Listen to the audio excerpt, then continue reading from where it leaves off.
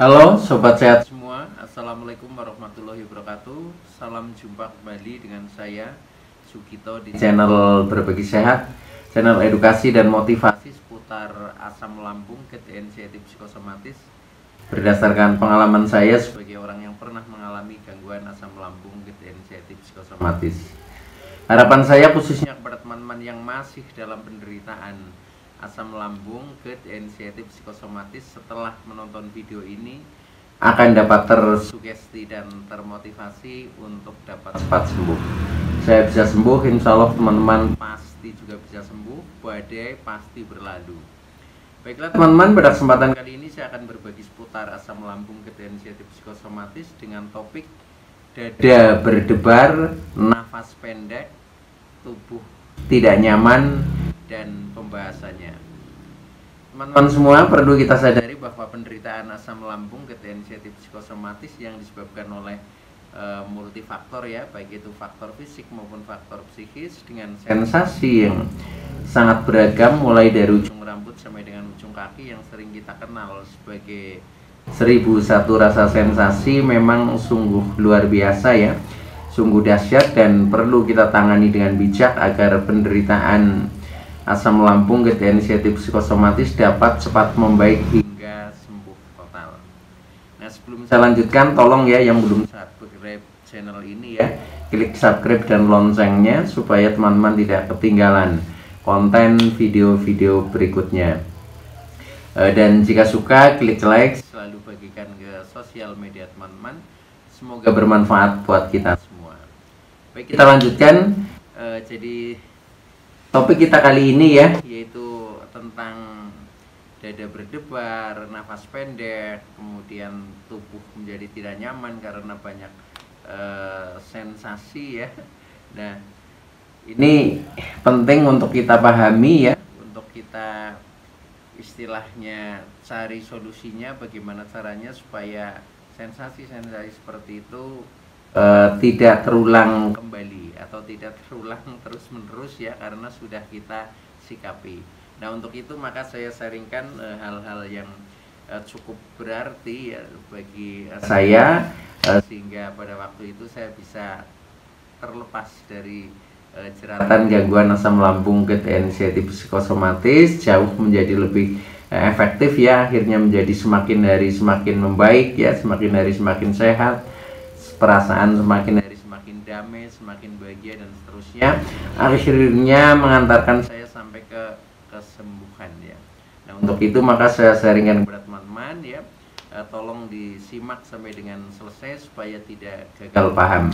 Dan alangkah baiknya jika teman-teman juga menonton ya video-video saya yang lain, karena di setiap video itu saling berhubungan, saling melengkapi ya, sehingga akan memperkumplit pemahaman kita tentang seputaran gangguan ini. Nah, dengan kumplitnya referensi yang kita pahami, maka akan mempermudah ikhtiar kita secara holistik untuk keluar dari jeratan asam lambung, GERD, anxiety, psikosomatis hingga sembuh total. Baik teman-teman ya, kembali kepada topik ya. Jadi intinya begini, ketika kita mengalami sensasi-sensasi khususnya di seputar dada ya, yaitu tentang kadang dada merasa berdebar-debar ya, tentunya juga biasanya kalau dipegang agak deg-degan, agak panas, kemudian nafas terasa pendek, kadang juga agak sesak ya, sehingga mewarnai tubuh itu menjadi tidak nyaman ya, bahkan sampai dengan rasanya pusing, rasanya kadang kita juga menjadi tambah ketakutan dengan sensasi-sensasi seperti itu. Nah, itulah yang kadang membuat kita menjadi semakin cemas ya, seperti itu teman-teman. Nah, ketika mengalami sensasi-sensasi seperti itu ya, itu yang pertama kita lihat sebabnya ya. Sebabnya secara umum ketika kita masih mengalami sensasi seperti itu, biasanya karena masih terjadi GERD ya, yang pertama. Kemudian yang kedua karena masih melekat, yaitu tentang anxiety ya, tentang anxiety disordernya, yaitu kecemasan berlebih kita ya, sehingga kita menjadi perasaannya selalu ketakutan, khawatir, was-was ya, pokoknya tidak tenang ya, gelisah dan lain sebagainya. Nah, ketika muncul seperti itu, maka satu hal yang perlu kita istilahnya pahami ya. Pertama kita harus menenangkan diri ya, menenangkan diri, kemudian kita pahami, kemudian kita terima sensasi-sensasi itu ya, bahkan kita terima dengan ikhlas ya, bahkan kita pasrah kepada yang Maha Kuasa ya, sehingga akan meringankan beban-beban itu teman-teman ya. Ketika kita memang sudah pasrah dalam artian tulus ikhlas ya 100%, itu mestinya secara mental kita ya, itu kita sudah terlepas dari itu teman-teman ya. Cuma kadang kita untuk menuju ke kepasrahan itu kadang juga tidak bisa total ya. Jadi kadang secara lahir kita ngomong katakanlah sudah pasrah, tetapi di dalam batin kita kok masih begini.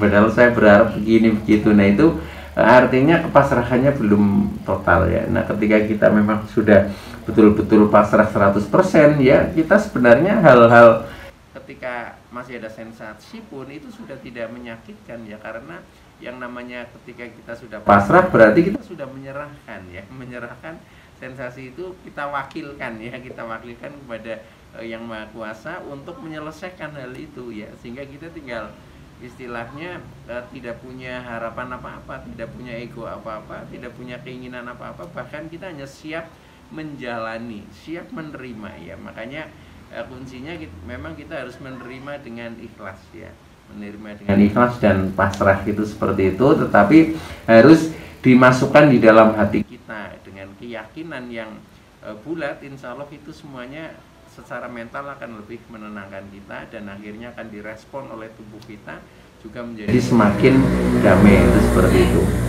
Nah ketika kita masih mengalami seperti itu ya, jadi itu bisa dipastikan ya, katakanlah sumbernya itu karena kita gate-nya belum stabil atau gate-nya sering masih kadang naik ya. Nah kemudian kecemasannya atau anxiety-nya juga masih melekat. Nah dengan ciri-ciri apa ya? Dengan ciri-ciri misalkan hal itu, sensasi-sensasi itu ya, seperti dada berdebar, napas pendek ya, kadang nyeri juga, kadang ada sakit yang di seputar dada dan seterusnya, itu biasanya terjadi setelah makan ya. Nah kenapa terjadi setelah makan? Nah itu memang karakternya seperti itu. Ketika kita masih sering terjadi GERD ketika habis makan, apalagi makannya banyak, nah otomatis itu akan mudah memicu GERD itu untuk naik ke kerongkongan. Jadi asam lambung yang mestinya tempatnya di lambung ya, nah itu karena agak penuh lambung kita, sehingga asam lambung itu mudah naik ke atas ya, ke kerongkongan. Nah, itulah yang disebut dengan GERD ya, gastroesophageal reflux disease ya, atau terjadi arus balik reflux ya, kenaikan ya dari lambung naik ke atas, itu seperti itu. Nah itu biasanya terjadi setelah makan ya, dengan rasa-rasa itu akhirnya di sekitar dada kita menjadi sesak, berdebar ya, kadang terasa agak panas ya, kemudian perut juga rasanya penuh dan lain-lain, sehingga mempengaruhi tubuh menjadi tidak nyaman. Nah ketika seperti itu kadang gitu kita menjadi semakin cemas, semakin takut ya, pikiran menjadi negatif. Wah jangan-jangan ini paru-parunya kena, jangan-jangan jantungnya kena dan seterusnya. Nah itu yang dulu saya alami itu seperti itu ya, walaupun itu semuanya ilusi ya. Karena apa? Karena setelah dicek secara medis ya, saya cek paru-paru ternyata juga normal, bagus ya. Kemudian cek jantung juga bagus, liver bagus, bahkan darah pun normal. Nah itu kan sensasi memang betul-betul dari pikiran ya, yang awalnya dari pikiran, dari perasaan, dari emosi. Nah itu direspon oleh tubuh karena kita memang juga mengalami psikosomatik ya. Jadi apa yang dipikirkan itu direspon oleh tubuh. Nah ketika pikiran kita itu masih selalu saja negatif, masih ketakutan, ya sudah, respon tubuh itu menjadi tegang ya, menjadi muncul beberapa sensasi, bahkan asam lambung juga menjadi tidak normal ya, itu seperti itu. Nah maka setelah kita paham seperti itu, nanti kita bisa mencari beberapa solusinya ya teman-teman. Sekarang kita lihat ciri-cirinya dulu ya, ketika masih sering terjadi GERD dan anxiety atau kecemasan disorder itu ya. Kemudian yang kedua itu bisa terjadi sebelum makan, itu juga bisa juga ya. Jadi setelah makan juga kadang rasanya nggak nyaman seperti itu. Sebelum makan pun itu kadang terjadi. Ya karena apa? Karena sudah takut duluan ya. Jadi memang hal yang bersifat mental yang ketika kita baru ketakutan saja itu respon tubuh sama sudah seperti itu, membuat tidak nyaman itu.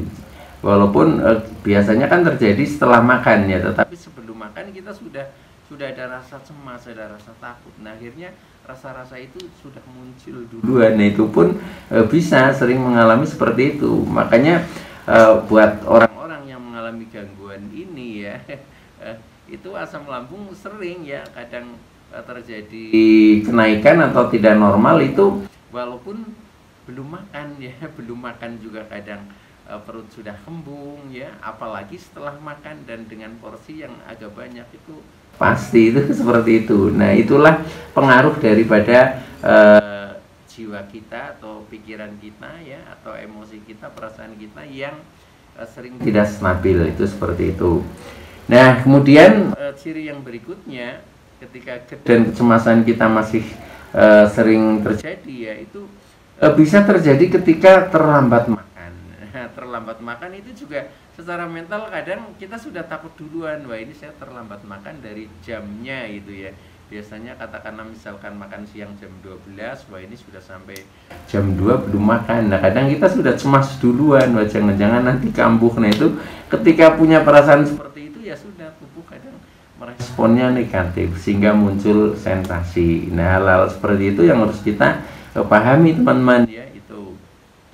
Nah, ciri yang lain lagi ya, yang keempat ya, ketika ada kabar ya tidak menyenangkan lah, contohnya berita tentang kematian ya, kabar duka, terus kabar hubungannya dengan penyakit berat, itu kadang juga respon tubuh kita ya, itu sebenarnya karena diawali pikiran kita dulu ya, pikiran kita yang negatif, kemudian membayangkan wah jangan-jangan saya seperti itu. Nah ketika seperti itu ya sudah, respon tubuh sama, menjadi tidak nyaman, menjadi rasanya kadang berdebar-debar ya, kemudian nafas pendek, kemudian rasanya tidak karu-karuan, yang agak pusing, agak lemes dan seterusnya, itu muncul ketika seperti itu teman-teman ya, ketika ada kabar yang tidak menyenangkan lah, intinya seperti itu.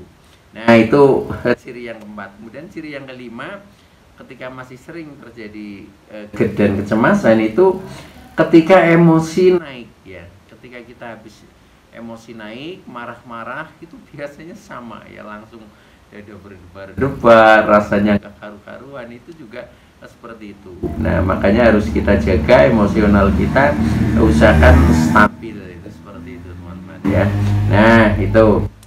Nah selain itu ciri yang berikutnya, yang keenam ya, itu ketika kita kecapean ya, sudah kecapean, istirahatnya kurang ya, katakanlah habis bekerja sampai larut malam mungkin ya, atau mungkin kita kerja keras, nah itu akhirnya kan tubuh kita menjadi kecapean ya. Nah itu biasanya juga sama, akan muncul seperti itu, sering rasanya berdebar-debar ya, nafas menjadi pendek ya, ngos-ngosan, itu juga sering terjadi seperti itu. Nah hal-hal seperti itu yang harus kita pahami teman-teman ya, kita pahami, kita kenali, akhirnya nanti kita bisa mensikapi bagaimana caranya supaya hal itu tidak selalu terulang kembali ya. Jadi jangan sampai jatuh ke lubang yang sama, itu seperti itu. Nah itu pentingnya kita berguru pada pengalaman ya. Jadi apa-apa yang sudah kita lalui, jadikan itu pengalaman. Pengalaman adalah guru yang baik ya. Nah akhirnya dari pengalaman itulah ya kita akan memiliki keyakinan, loh saya jangan begitu karena memang dulu saya sudah mengalami, contohnya seperti itu ya. Nah kemudian ciri yang terakhir, terutama pada saat kita beraktivitas yang berat ya, aktivitas yang berat ya sesuai dengan tidak sesuai dengan kemampuan kita lah, karena mungkin kita yang sedang mengalami gangguan ini ya, secara fisik maupun psikis itu memang masih lemah. Nah seharusnya aktivitas kita sesuaikan ya. Kadang kita memaksakan diri ya, nah akhirnya menjadi keberatan di dalam tubuh kita maupun mental mental kita sehingga kita mengalami stres ya.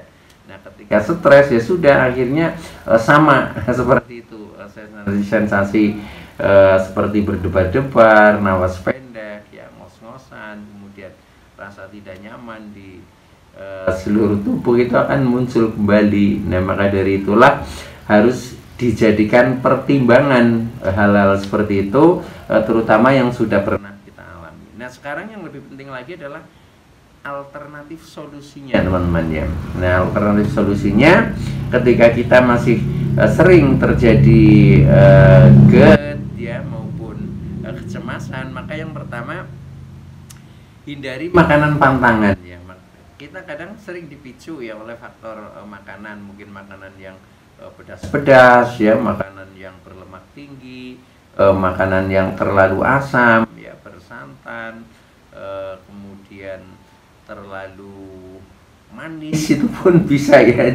Jadi banyak hal lah itu yang termasuk ke golong makanan-makanan pantangan. Nah, itu kalau bisa kita kendalikan ya, selalu kendalikan supaya tidak memicu ya, baik itu memicu kecemasan kita maupun memicu GERD itu sendiri ya. Nah, itu dua-duanya harus sejalan ya, itu seperti itu. Nah, kemudian solusi yang kedua yaitu jangan terlambat makan. Jadi ketika kita sudah punya semacam jadwal, kita tepati saja supaya rasa-rasa kecemasan, ketakutan juga tidak muncul. Karena kalau kita menyalahi dengan doktrin kita sendiri ya, kita kan kadang sudah punya jadwal tuh ya, jadwal makan misalkan, tetapi kita langgar sendiri. Nah, kadang kita menjadi cemas sendiri, itu seperti itu. Nah, maka itu usahakan tepati saja sesuai dengan jadwal kita masing-masing ya. Jangan terlambat, itu solusi yang kedua.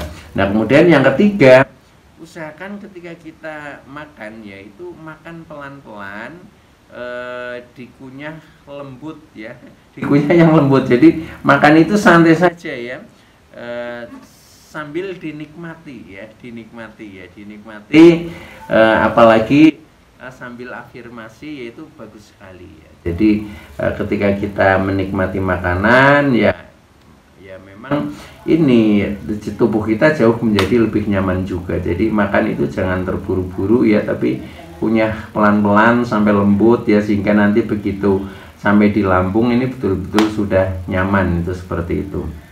Nah, kemudian yang berikutnya ya, yaitu solusinya ya, mindset pikiran kita, pola pikir kita ya.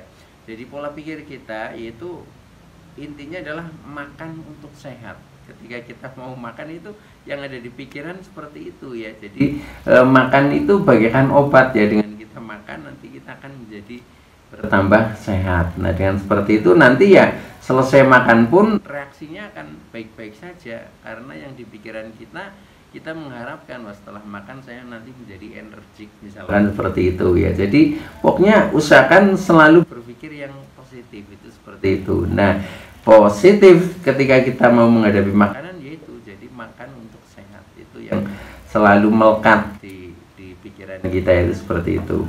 Kemudian yang berikutnya, usahakan kita sering minum air hangat ya, nah, misalkan ditambah dengan madu itu juga bagus ya, madu yang murni, tapi jangan terlalu banyak ya. Kalau saya dulu madu itu hanya sehari 1 sendok makan, itu aja ya. Kalau lebih dari itu juga tidak nyaman, itu seperti itu. Jadi istilahnya dosis ya itu penting sekali. Nah, itu juga yang bisa menentukan diri kita sendiri ya, itu seperti itu. Dari pengalaman juga ya, kalau sekali sudah dicoba misalkan agak banyak itu nggak nyaman ya jangan diulangi lagi, itu seperti itu ya. Jadi kita sesuaikan itu. Nah, kemudian yang berikutnya ya, jaga tentang kecemasan kita ya, ketakutan kita, kekhawatiran, was-was kita, usahakan itu sebatas normal, teman-teman ya. Jadi kita jangan terlalu istilahnya dikuasai oleh rasa-rasa ketakutan kita sendiri. Kadang diri kita ditakut-takuti oleh pikiran sendiri yang sebenarnya ilusi. Nah, itu yang harus dikendalikan. Jadi kita berusaha selalu berpikir wajar, berpikir normal, berpikir secara akal sehat, itu seperti itu ya. Jangan istilahnya kita mengikuti halusinasi pikiran kita ya, yang apalagi ketika kita selalu mengingat masa-masa lalu yang mungkin dalam kondisi terpuruk, nah akhirnya itu menjadi seperti terulang kembali, itu seperti itu teman-teman ya. Nah itu jadi jaga tentang pola pikir ya. Kemudian yang terakhir ya, yang terakhir ini supaya kita jauh menjadi lebih tenang, menjadi lebih rileks, itu lakukan pernafasan teman-teman ya. Nah kalau bisa pernafasan diafragma, itu titiknya di ulu hati ya, di bawah dada dan di atas perut ya. Ini untuk juga manfaatnya untuk memperkuat katup esofagus supaya ototnya kuat kembali, sehingga nanti tidak mudah terjadi GERD ya. Nah itu caranya bagaimana? Caranya ya biasalah, kita ambil nafas pakai hidung 4 hitungan boleh ya, kemudian tahan 2 hitungan atau minimal 1 hitungan. Nah kita baru lepaskan sekitar 6 hitungan, lebih panjang lebih bagus lagi. Nah itu ulang-ulang terus ya. Jadi nafas ini memang bisa mengintervensi tubuh kita dan pikiran kita sehingga jauh menjadi lebih tenang. Contohnya pada saat kita misalkan sedang emosi, kan kadang jantung berdenyut dengan kencang ya, sehingga rasanya berdebar-debar. Nah itu untuk mengerem itu ya, itu susah ya. Satu-satunya jalan adalah dengan pernafasan. Ketika kita nafasnya perlambat, maka organ-organ tubuh kita jauh menjadi lebih rileks, termasuk pikiran kita juga rileks, akhirnya kita menjadi tenang. Nah akhirnya hal-hal yang berhubungan dengan sensasi-sensasi tadi juga akan berkurang bahkan menghilang. Baik teman-teman ya, itu dulu yang bisa saya sampaikan. Kurang lebihnya mohon maaf ya. Terima kasih atas like, subscribe, serta komennya. Saya Sugito dari channel Berbagi Sehat. Saya bisa sembuh, insya Allah teman-teman pasti juga bisa sembuh. Badai pasti berlalu. Oke, terima kasih, sekian, wassalamualaikum.